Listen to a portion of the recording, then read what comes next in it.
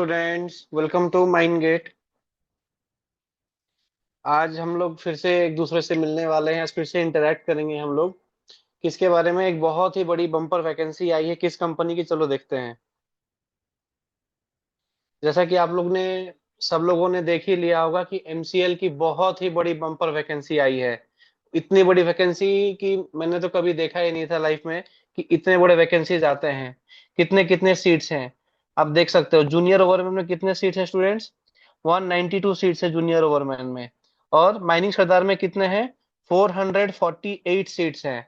और सर्वेयर में कितने हैं? 24। इतनी बम्पर वैकेंसी बहुत ही once in a lifetime या वंस इन ए डिकेड में ही आती है।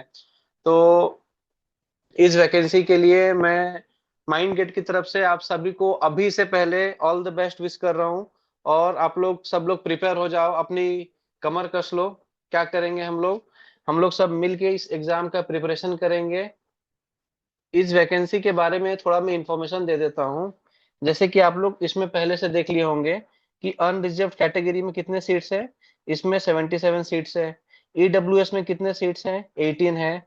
और कैटेगरी वाइज एससी में 29 सीट्स है। और एसटी में 46 सीट्स हैं। और ओबीसी के लिए 22 सीट्स रिजर्व हैं। जिसका सम टोटल मिला के इधर 192 हो रहा है। और माइनिंग सरदार में क्या है? अनरिजर्व में 176 सीट्स है। ईडब्ल्यूएस में 43 है। एससी में 77 है। एसटी में 88 है। और ओबीसी में 64 है, जिसका सम टोटल 448 सीट्स हो रहे हैं। और सर्वेयर के लिए कितने सीट्स हैं? तो 8 है अनरिजर्व कैटेगरी में, एक है ईडब्ल्यूएस में, एक है एससी में। और 14 सीट्स हैं एसटी कैटेगरी में, जिसका सम टोटल 24 हो रहा है। इस वैकेंसी को लेके मुझे लग रहा है सब लोग बहुत ही एक्साइटेड होंगे। जो भी लोग जॉब के लिए वेट कर रहे थे, बहुत दिनों से वैकेंसी आई नहीं थी। चलो, हम सब की एमसीएल ने सुन ली है और ये बहुत ही अच्छी कंपनी है। अभी नंबर 1 पे है कोल प्रोडक्शन में एमसीएल, और प्रॉफिट के मामले में भी ये टॉप में ही रहती है हमेशा। तो यहाँ पे आप लोग की अगर जॉब हो जाएगी तो फिर एकदम सबकी लाइफ सेट है। अब यहाँ पे बात कैसे आता है कि इसका प्रिपरेशन कैसे करेंगे। तो आप लोग सब माइंड गेट के साथ जुड़े। इसका प्रिपरेशन करने के लिए सबके मन में कंफ्यूजन होगी कि अभी क्या है, जो हमारा नया एक्ट आया है, जो हमारा नया रूल आया है, और जो नया रेगुलेशन आया है। जिनको जानकारी नहीं है, न्यू रेगुलेशन जो ड्राफ्ट में है, सीएमआर कोल माइंस रेगुलेशन 2026, अभी वो ड्राफ्ट में है। अभी 45 डेज के पीरियड में है वो। जैसे ही 45 डेज का पीरियड पूरा होगा, वो रेगुलेशन, मुझे ये आशा है कि वो रेगुलेशन जल्दी ही गैजेट में पब्लिश हो जाएगा। और किससे क्वेश्चन आएगा, आप सबके मन में कंफ्यूजन होगा कि सीएमआर 2017 से क्वेश्चन आएगा, या माइंस एक्ट 1952 से क्वेश्चन आएगा, या माइन रूल से क्वेश्चन आएगा 1955 से। किस तरह के पैटर्न में क्वेश्चन आएगा, रेस्क्यू रूल से क्वेश्चन आएगा कि नहीं, वीटी रूल से क्या क्या क्वेश्चंस आएंगे। या इन सब को छोड़ के अभी जो हमारा जो नया कोड लागू हो गया है, क्या कोड है? OSHW code, occupational health survey and work code जो है 2020। इससे क्वेश्चन आएंगे, और इसी का ये कोड का रूल भी, OSHW का रूल भी है। इससे भी क्वेश्चन आ सकते हैं। तो आप लोग सब माइंड गेट के साथ जुड़े। बहुत ही जल्दी हमने अपना कोर्स को लॉन्च कर दिया है, आज ही वैकेंसी आई है। आप लोग जितना जल्दी एनरोल होंगे माइनिंग के लिए, माइनिंग सरदार के लिए, माइनिंग ओवरमैन के लिए, और सर्वेयर के लिए भी। जी हाँ, आप लोग सही सुन रहे हैं। सर्वेयर के लिए भी हम लोग बहुत ही स्पेशल कोर्स को लॉन्च करने वाले हैं। तो जितने भी सर्वेयर के लोग हैं, आप लोग कोई टेंशन ना लें। माइंड गेट की तरफ से आपको सारी फैसिलिटीज प्रोवाइड की जाएगी। सर्वेइंग के सारे इंफॉर्मेशन दिए जाएंगे। सर्वेइंग के जो भी थ्योरी पार्ट्स है वो सारे यहाँ पे कवर किए जाएंगे। सर्वेइंग के जो लेजिस्लेशन वाले पार्ट है वो भी कवर किए जाएंगे। और माइनिंग सरदार ओवरमैन के लिए तो जो भी सिलेबस है, सब हमारे एक्सपर्ट्स यहाँ पे, हम प्रिपरेशन जारी है। बहुत ही जल्दी हमारा कोर्स लॉन्च हो जाएगा। बस आप लोग सब ट्यून रहिए माइंड गेट के साथ, और प्रिपेयर्ड रहिए। एग्जाम को क्या करना है, सब मिलके माइंड गेट के साथ हम लोग एग्जाम को क्रैक करेंगे।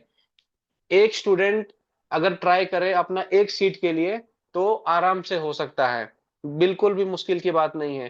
थोड़ा मेहनत करना है, थोड़ा जो मेहनत है उसके रेट को थोड़ा बढ़ा देना होगा, थोड़ा सा लगन बढ़ा देना होगा। बाकी जो भी आप काम कर रहे हैं अभी, क्योंकि वैकेंसी बहुत दिनों के बाद आई है, तो सारे काम को रोक देना है। और रोकने के बाद क्या करना है, बस पढ़ाई पे ही फोकस करना है। यहाँ पे हम लोग एक मिनिमम क्वालिफिकेशन देख लेते हैं। तो ये जानना जरूरी है कि कौन कौन लोग अप्लाई कर सकते हैं, कौन लोग अप्लाई नहीं कर सकते हैं। जूनियर ओवरमैन के लिए क्या है, जो कि ग्रेड सी में जिसका रिक्रूटमेंट होगा, उनको क्या चाहिए, जो डिप्लोमा होल्डर्स हैं, 3 इयर्स जो डिप्लोमा होल्डर्स हैं, और जो लेटरल एंट्री वाले हैं जिनके पास ओवरमैन का सर्टिफिकेट हो, वो लोग जूनियर ओवरमैन में अप्लाई कर सकते हैं। और जो बीटेक होल्डर हैं और उनके पास अगर किसी तरह का सेकंड क्लास का सर्टिफिकेट हो या फर्स्ट क्लास का सर्टिफिकेट हो, वो लोग भी जूनियर ओवरमैन में अप्लाई कर सकते हैं, और साथ साथ में माइनिंग सरदार में भी अप्लाई कर सकते हैं। तो बीटेक होल्डर्स जो हैं, जो इस वैकेंसी के लिए इंटरेस्टेड है, आप लोग भी प्रिपेयर हो जाओ। अगर इसमें आपको एनरोल करना है, इस पे आप अगर जॉब लेना चाहते हैं, तो ये एक अच्छा गोल्डन अपॉर्चुनिटी है कोल इंडिया में आने के लिए। तो ये हो गया।